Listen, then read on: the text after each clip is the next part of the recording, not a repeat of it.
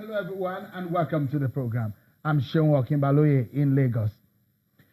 Well, elections are moments of reckoning in some ways, a festival some political scientists will describe it. So we're counting down to the 2019 general elections, and it is 103 days to the opening of polls. So we at Channels Television have taken it upon ourselves to engage those who want to be elected, especially those gunning for the nation's #1 office. Tonight, we shall be engaging the candidate of the Alliance for New Nigeria, ANN, a man who has made a name for himself in public speaking, leadership trainings and development. Is described as one of the outsiders, a newcomer in the mainstream of Nigeria's politics. Mr. Fela Durotoye joins us tonight on the program. Thank you so much, Mr. Durotoye, for your time on the program today. Thank you, Sean. It's great to be back here. It's interesting. It's several months now that since when you first came out. 11 months to be exact. So let's begin. We've seen a lot of stuff you said online about why you're best man for the job. About 70 of you wants to be Nigeria's president this time around. You're perhaps one of the youngest for the 70 years. What makes you think that job, that role, you're best fit for it? Well, let me say, what is the best, in the way I've always said it, is what is it that I'm looking for in a president? And I hope that when I finish saying what I have to say, people would say, yes, that I find in you.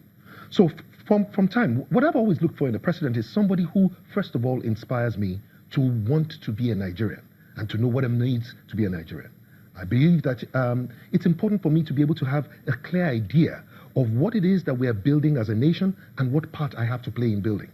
I also want to know what kind of behavior is it that is required of me as a Nigerian to be able to build it. So in other words, I want to have a clear vision and I want to have a clear set of values that will help me.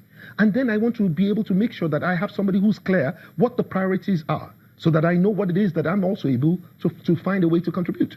And more importantly, beyond just being able to clear the vision or to be able to state clearly what it is that we want to build, I'm looking for someone who has leadership competencies and the ability to draw the best people that will be able to lead in the various areas that need to be led in, especially in government. All right? And most importantly, and I think this is very important, the ability to understand what it takes for each of the people, and especially when I'm talking about is the private sector, what it takes for the private sector to start and grow whatever they do as businesses to be able to contribute together into building that thing that we're trying to build. So what I'm saying here is this. When I look for someone, I'm looking for somebody who has clear vision. I'm looking for somebody who has capacity. I'm looking for somebody who has character.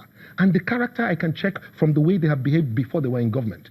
When I look at that, I'm going to be looking for their values. Now, my vision is very clear. Is that the kind of thing that an average Nigerian who is going to vote on the day of election is looking at? Absolutely, because what else do they look for? You know, they usually say to me, who is the person that has the capacity to lead us into the place where we want to be? Who has the capacity to lead us out of this kind of mess that we're in? And it's very clear. It's either the people that put us in the mess and they can't lead us out of it, or the people who have what it takes, who have led something before. Have you done something like that? Absolutely. Yeah, that's going to be a big question. If you have that kind of capacity, some of the issues or some of the things being taught in School of Governance basically is how you can lead the people, how you can inspire them. Some of the things that you have told us tonight. But the big question is the realities of those things beyond the classrooms. I understand, and it's not beyond the classrooms when you turn a company that is making losses into profit. It's the same thing. There are many of the companies that we've worked with today that are just mini Nigerians. It's the same principles that work. So the same principles that work in changing the culture of an organization is the same principles that will work in changing government. We like to sometimes think that it's different. And that's why we kind of feel like maybe we're more comfortable with people who have done it before. But then the question is, the people who have done it before, what have they done to give us what it is that we're constantly trying to change?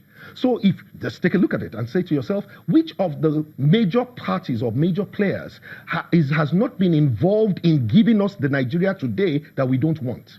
Are they the same people that we want to go back to ask them to change it? People don't change, Sean. People don't change. And if people can't change, then they can't really change things. But which means that if you go and empower the same people that have been empowered before, they will give you more of the country that you already have. What we need to do is to be trying to say, who is it that has ability and understanding with regards to what it takes to change the culture of an organization or a people? And that, for Seun, is what I do. That's what I've done for 25 years of my professional life. Changing culture, transforming culture, raising leaders, not only within a particular, government, but actually raising the culture of leadership. I've done service excellence. This is what I have done not as a hobby, as a, people say public speaking. Public speaking has always been my hobby. It's not my job. My real job is transforming companies, transforming culture, and getting excellence into it. So, that's what we need to do right now. When you came up with the agenda, the message of a new Nigeria, and that's what you said is what you're driving with. We've heard something similar to that. I mean, you remember the late Professor Dora Akunyili, may God rest her soul. She had said that she brought about a campaign about changing the narrative, the consciousness and the culture in many Nigerians about the way we behave and all that. It looks so much that it was just a message which perhaps didn't go too far.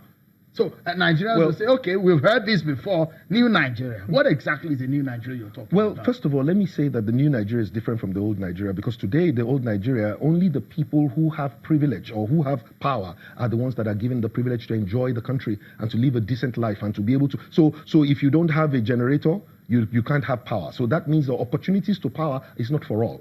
A new Nigeria is a country where opportunities are bound for everyone, all.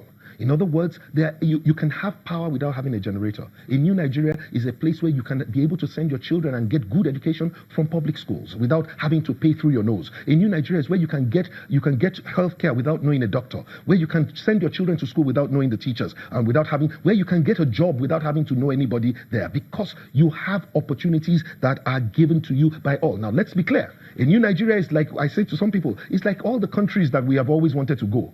That's where we want to go for visas. Those are the kind of places we want to go and relocate. Those are the kind of places we want to send our children for education. That's where we want to send our loved ones when they are really sick. That's the countries where things work.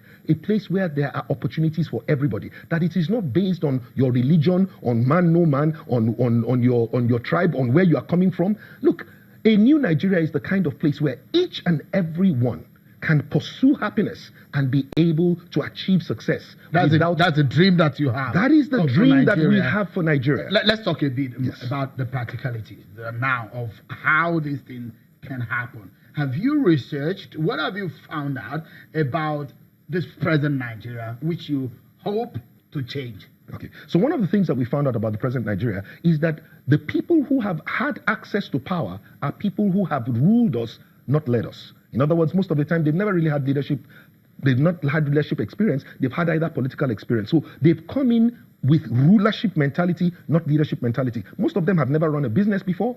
Most of them have never been able to succeed at one thing that they've done before. Most of the people who have ruled us, they have mostly just gone through a system. Most of them are military-based, and they were able to rise through a system that was not necessarily excellence or merit driven. It was based on who do you know and how do you know and what kind of, of course, as you know, many of them were also collaborators in coups. Okay, so that's how they got to the top. They didn't necessarily go to the top through a process of excellence and merit. That's one of the things that we've known. The second thing that we know is that Nigeria is such a blessed country.